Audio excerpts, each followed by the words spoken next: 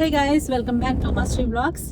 So మేమైతే ఇప్పుడు time వచ్చేసి అరౌండ్ 6 అయితే అవుతుంది. ఇప్పుడైతే మేము వైజాగ్ టు కోల్కతా అంటే వెస్ట్ బెంగాల్కి అయితే వెళ్తున్నాము.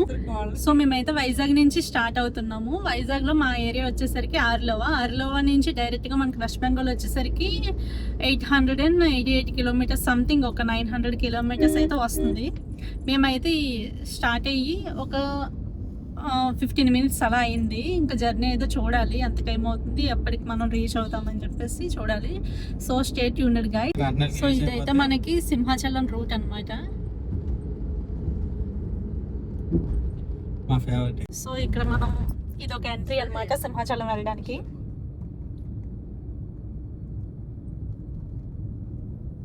సో ఇక్కడ నుంచి ఇలా లెఫ్ట్ సైడ్కి వెళ్తే సింహాచలం వస్తుంది. ఇలా రైట్ సైడ్కి వెళ్తే మనకి ఆనందపురం, ఆ మీదుగా సొంచం మీదుగా మనకి హైవే అయితే అయిపోతుంది.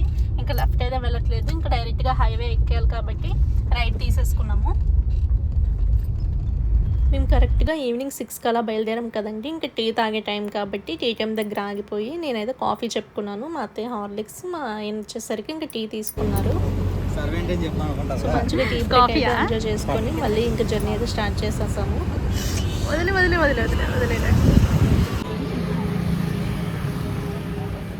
తీసుకోండి, తాగండి. ఇప్పుడైతే శ్రీకాకుళం దాటాము. సో ఇక్కడ ఇదే ఊరిది నర్సన్నపేట. దాటేసాం. టెక్కల దగ్గరలో ఉన్నామా? టెక్కలకి దగ్గరలో ఉన్న డాబాలో అయితే మేము తాగాము. 2 రోటీస్ అండ్ ఇది చికెన్ మొగలై కర్రీ అనమాట. దీంతో పాటు పన్నీర్ కర్రీ కూడా ఆర్డర్ పెట్టాము, ఇంకా రాలేదు. సో ఇంకా మా డిన్నర్ అయితే ఇక్కడ చేసేస్తున్నాం మేము.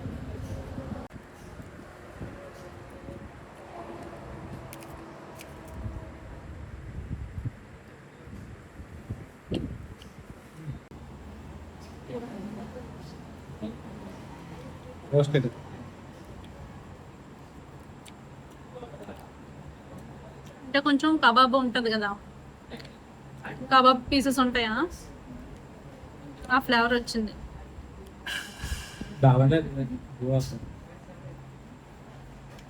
ఈ చికెన్ ముందు కట్టెల మీద కాల్చినట్టు ఉన్నారు, కాల్చేసి తర్వాత ఇలా ఫ్రై చేస్తున్నారు.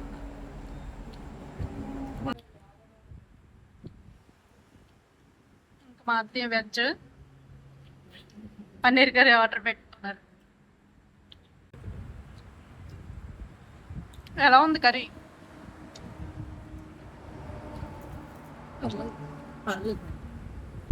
సో ఇప్పుడు టైం అయితే 9:15 అవుతుంది. మంచిగా ఫుడ్ అయితే తినేసి ఇంక మళ్ళీ స్టార్ట్ అయిపోయాము. టెక్కలో ఉంది వే. సో చూడాలి ఇంకనా. కోల్కతా ఇంకా మాకు 770 కిలోమీటర్స్ అయితే చూపిస్తుంది. వెళ్ళేసరికి ఎంత అవుతుందో చూడాలి.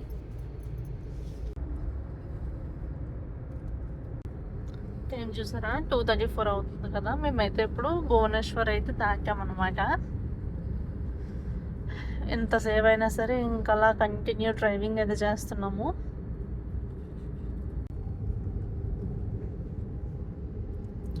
సో ఇంకా మేము కోల్కతా వెళ్ళడానికి 391 కిలోమీటర్స్ అయితే ఉంది.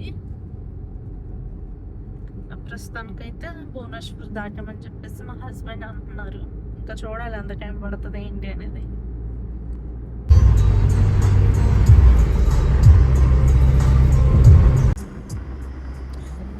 గుడ్ మార్నింగ్ అండి అందరికి. బయట చూసారా లైట్గా ఫాగ్ అయితే ఉంది కదా, సమ్మర్లో కూడా లైట్గా ఫాగ్ అయితే వస్తుంది. ఇంకా మార్నింగ్ 5:30 ఆ టైంకి అయితే బెంగాల్ సిటీ దగ్గరలో ఉన్నామన్నమాట. ఇక్కడ ఆటోలు చూసారా ఎంత వెరైటీగా ఉన్నాయో. హైవే పక్కన ఏదో ఒక సంస్థ అయితే ఆగామన్నమాట. ఈ ఊరు పేరు వచ్చేసరికి సుల్తాన్పూర్ అని చెప్పేసి ఉంది. ఒకసారి వెళ్ళి చూద్దాము మన సైడ్లో ఉంటుందా, లేదు అంటే పెద్ద డిఫరెంట్గా ఉంటుందా అని చెప్పేసి.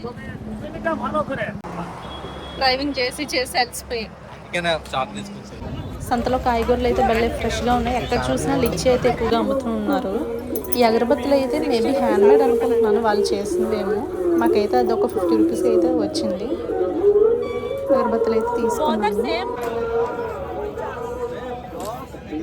మట్టితో చేసిన పాత్రలు కూడా అమ్ముతున్నారు ఇక్కడ. చాలా వెరైటీగా ఉన్నాయి.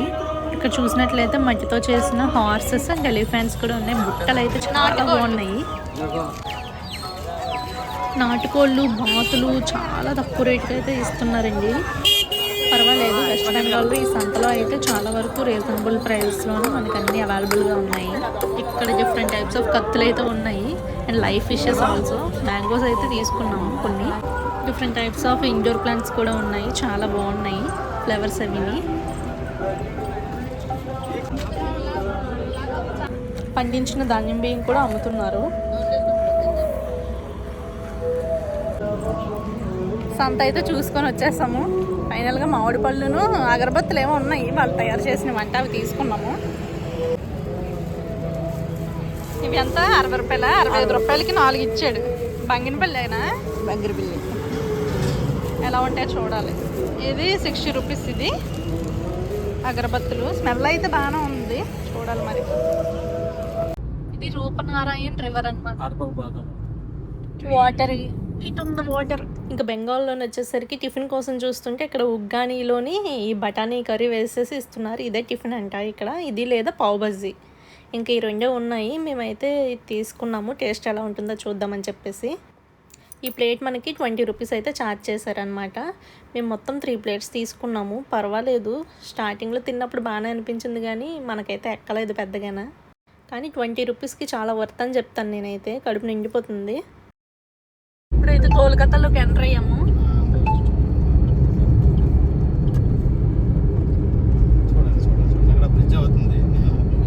యాప్ వాడుతున్నాం కదా, బాగుంటుంది. డబ్బులు ఇచ్చి కొనుక్కోండి, మళ్ళీ బాగుంటుంది. చిన్నదైతే కాదు. ఇది మన కోల్కతా రైల్వే స్టేషన్. అక్కడ కనబడుతుంది కదా, అది కోల్కతా కేబుల్ బ్రిడ్జ్. సో అక్కడికే కోల్కతా కేబుల్ బ్రిడ్జ్. లేస్తుందమ్మా ఇది. అమ్మా ఈ బ్రిడ్జ్ లేస్తుంది షిప్లో వచ్చినప్పుడు. అది తెలుసా? అవునా, చాలా బాగుంది. అందుకే క్యాబ్లో ఇచ్చా. పక్కన రివర్ కూడా ఉంది. ఎవరు ఉంది కాబట్టి క్యాబ్లో ఇచ్చా. బోర్డు ఈ టైప్ టాక్సీ, అంబాసిడర్ కార్స్, ఈ టైప్ టాక్సీస్ మనం చూసాను. చాలా ఉన్నాయి ఇలాంటి ట్యాక్సీస్ అయితే. Yellow colour taxis. ఇప్పుడైతే ఆల్మోస్ట్ అన్నీ కూడా డిజైర్స్, ఇంకా డిఫరెంట్ టైప్స్ ఆఫ్ కార్స్ ఇలా వస్తూ ఉన్నాయి. కానీ ట్యాక్సీస్ అనేవి రేర్గా ఉంటున్నాయి మనకి ఇప్పుడు. సిటీలో చాలా వాటర్ బీచా? ఇది బీచ్ లాగా ఉంది. ఏదో ఒకటి తీసుకో. ఓకేనా? తీసుకుంటాను. ఇది బీచేనా? బీచ్ లాగానే ఉంది. ఇప్పుడైతే ఇంకా కోల్కతాలో ఉన్న కాళీఘాట్లో ఉన్న కాళికామాత టెంపుల్కి అయితే వచ్చాం కదా. సో ఇక్కడైతే ఒక రూమ్ అనేది తీసుకున్నాము, ఓన్లీ ఫ్రెష్ అవ్వడానికి. ఇప్పుడు టైం అయితే మనకి 3:30 అలా అవుతుంది. మనకి టెంపుల్ ఓపెన్ చేసేది 4:30 to 5 అలా ఓపెన్ చేస్తాం. ఇంక ఇదొక చిన్న రూమ్ అనమాట, ఓన్లీ ఫ్రెష్ అది టెంపుల్కి వెళ్ళిపోవడానికి. ఒక చిన్న మిర్రర్ ఉంది. కాళికామాత టెంపుల్ బయట ఈ విధంగా చేస్తూ ఉంటారు. ఇది ఎవరు కూడా చేయించుకోవద్దు. మాకు తెలియక ఈ విధంగా చేసి తర్వాత అమౌంట్ అనేది లాస్ అయిపోయాము. ఇక్కడ ప్రసాదాలు అవి అమ్ముతారు, సరే తీసుకోండి, అంతవరకే తప్పించి ఇంక ఇవన్నీ అవసరం అయితే లేదనమాట. మాకేం చేశారంటే ఇవన్నీ కొనిపించేసి మా గోత్రనామాలు అవన్నీ కూడా అతను చదివించేసి అవన్నీ చేసేసుకున్నాడు అనమాట. మా దగ్గర అప్రాక్సిమేట్గా 1000 రూపీస్ అయితే తీసేసుకున్నాడు.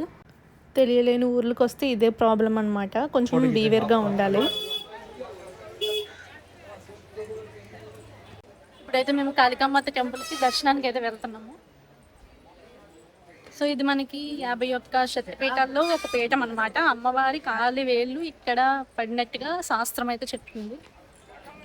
సో ఇప్పుడు మేమైతే దర్శనానికి వెళ్తున్నాము.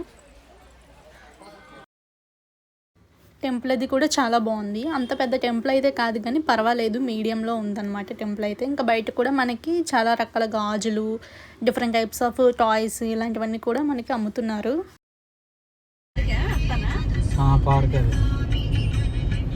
ఇది పెళ్లి రథాలకి కాళికామాత టెంపుల్ అనేది దర్శనం చేసుకున్న తర్వాత ఇప్పుడైతే మేము షాపింగ్ చేద్దామని చెప్పేసి అనుకుంటున్నాము. కోల్కతాలో కొంచెం బట్టలు అనేవి తక్కువ రేట్కి వస్తాయంట కదా, సో అందుకని షాపింగ్ చేద్దామని చెప్పేసి ఇక్కడ బొర్రా బజారును అలాగే శ్యామ్ బజార్ అని చెప్పేసి చెప్పారు మాకు కొద్దిగా తెలిసిన వాళ్ళు.